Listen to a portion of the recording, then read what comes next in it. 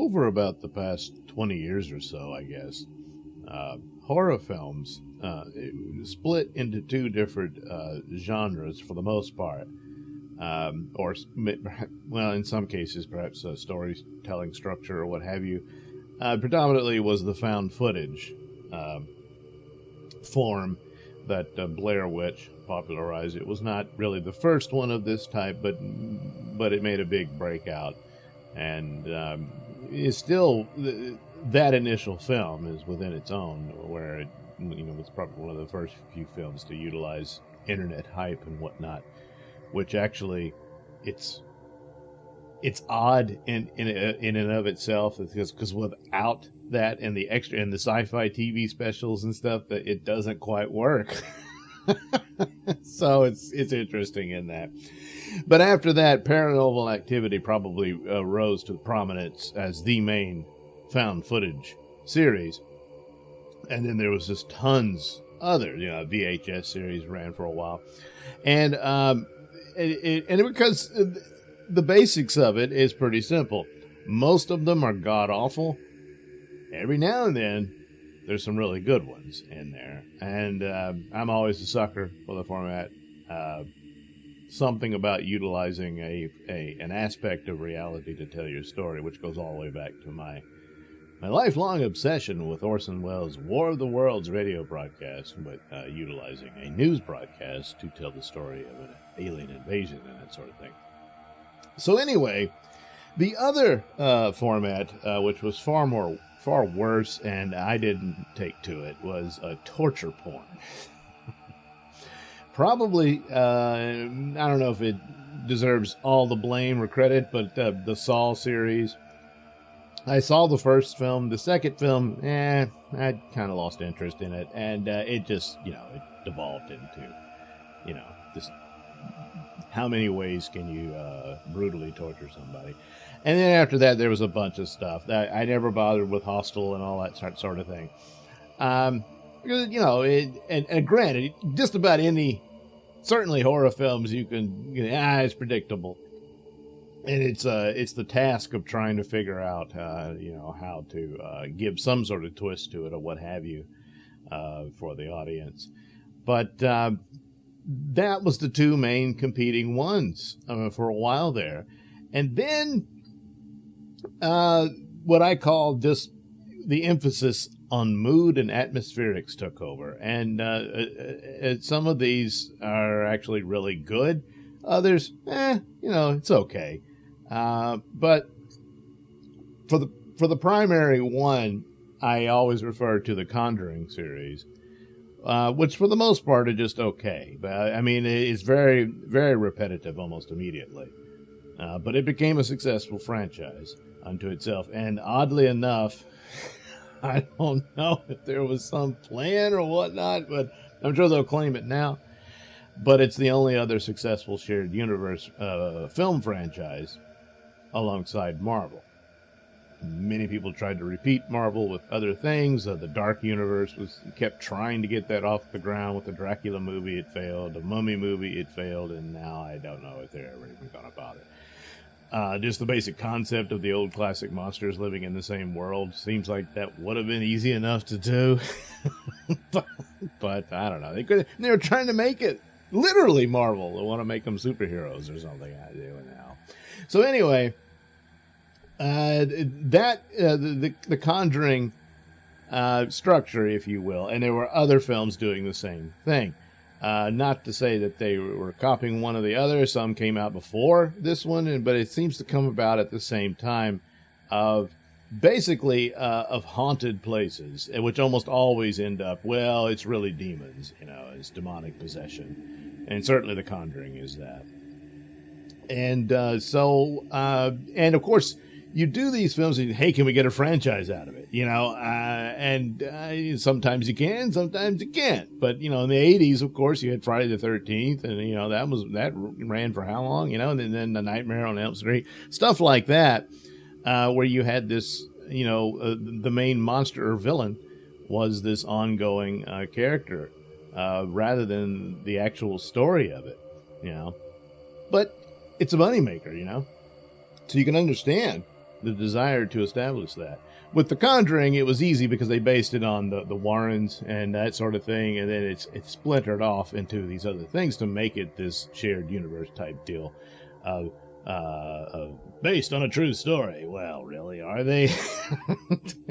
And but except for The Nun, which they readily admit is completely fictional. But whatever. So that's kind of the recurrence there, rather than some individual monster who shows up. Well, with Sinister, this was another one that certainly the desire to turn it into a franchise was there, and right off from the bat, the ultimate culprit for the story, certainly they wanted that to be a recurring villainous monster character. Akin, kind of, to the 80s aspect of an ongoing thing. And all the way back to the Universal Monsters, Frankenstein and Dracula and stuff like that. So Sinister is actually really good, and it's odd that I say that it's part of this, it's the jump scares that everyone criticizes and not, but it's of course you expect it, but at the same time, it is what it is. But probably one of the more powerful aspect of it was the weird and disturbing mystery that was being explored.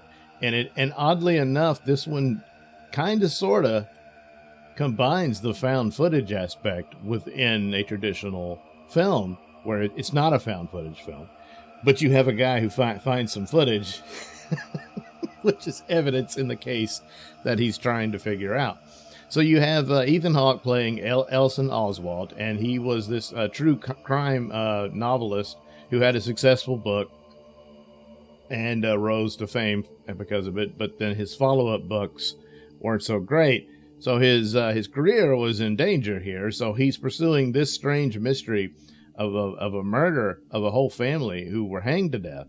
But one member of the family was missing, a little girl. And so he's like, whatever became of her. And so he's trying to figure this out. So he moves his family into this house without telling them this is the house where the murders took place. So,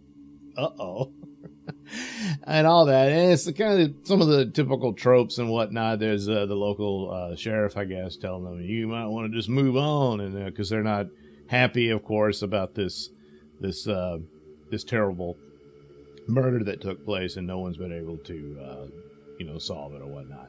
So he gets in there, he finds this footage, and he studies it. Now the footage shows the murder of the family. Obviously, the killer is filming this.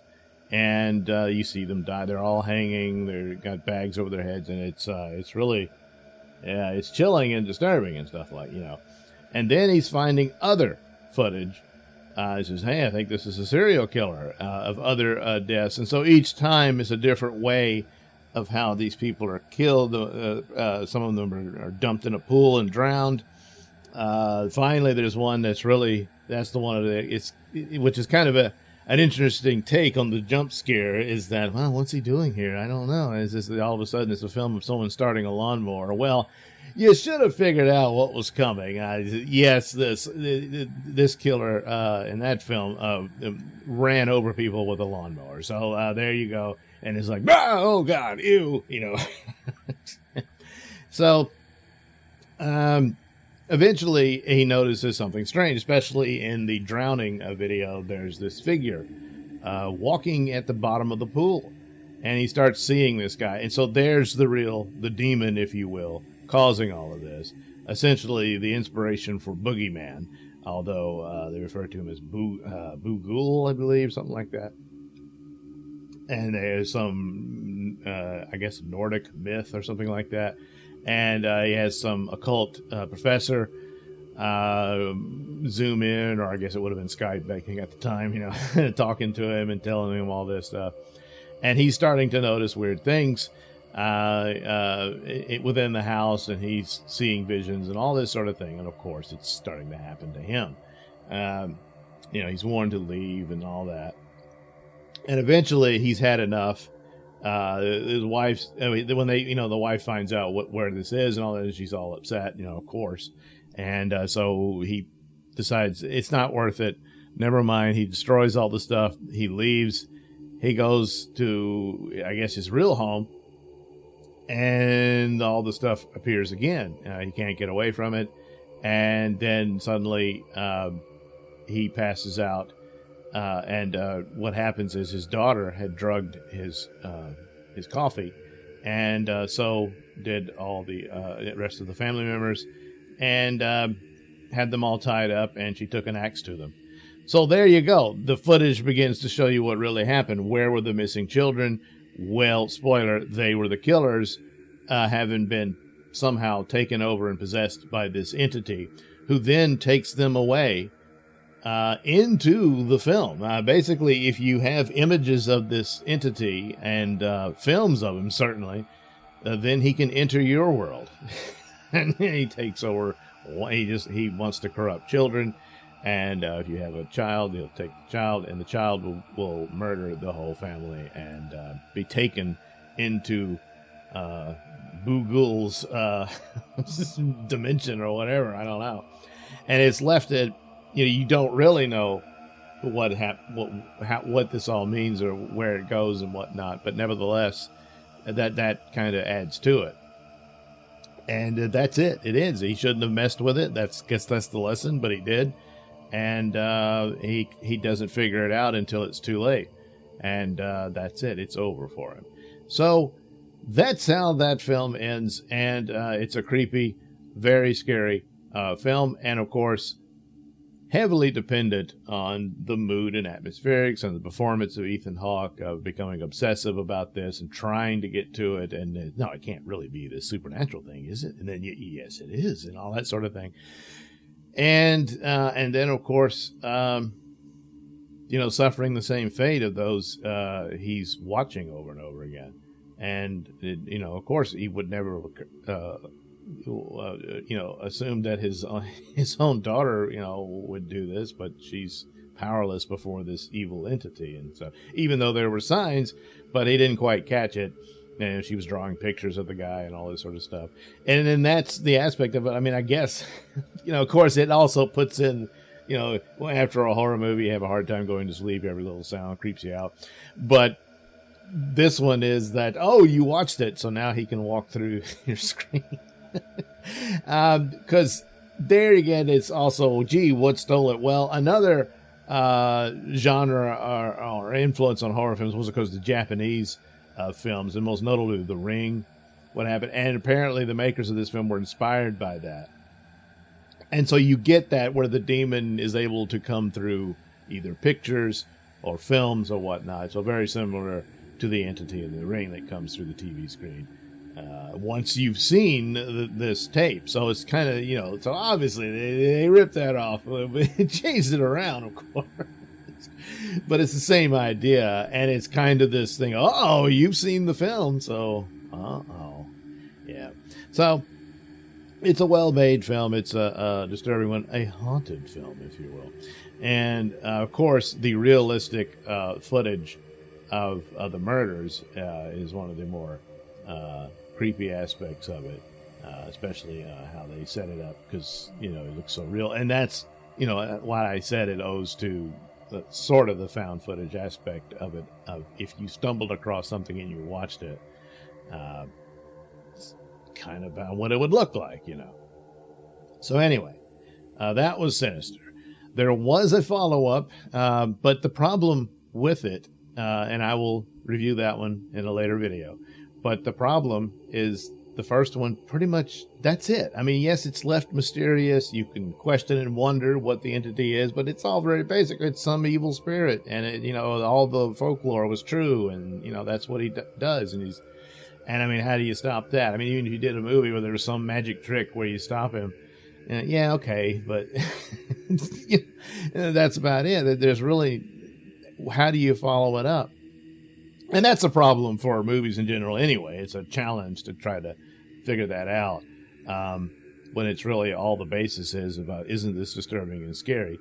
Yes, it is. And there you go, the end. So,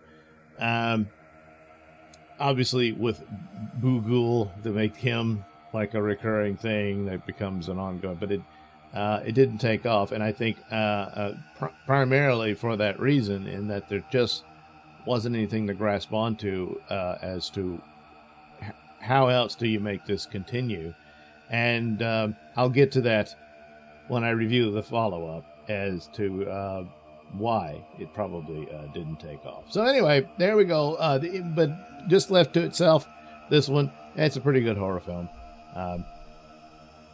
And granted, some of the scares are predictable, but once you're immersed in the story, it's not bad. Well, it is bad because it's a horrible horror movie, but you know what I mean.